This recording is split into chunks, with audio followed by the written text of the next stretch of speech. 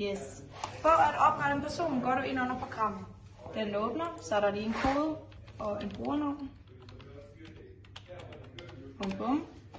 Så går du ind under menu, trykker på personer, trykker på plus for at tilføje en person, skriver et navn.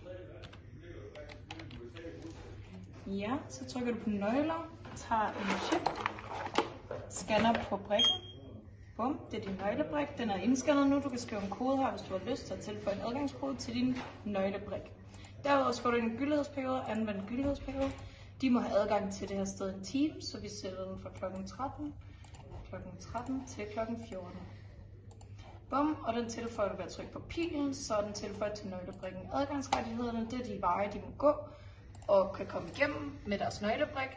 Og der vil vi gerne have, at de har mulighed for at komme igennem med alle dørene. Og det er egentlig det, så trykker du på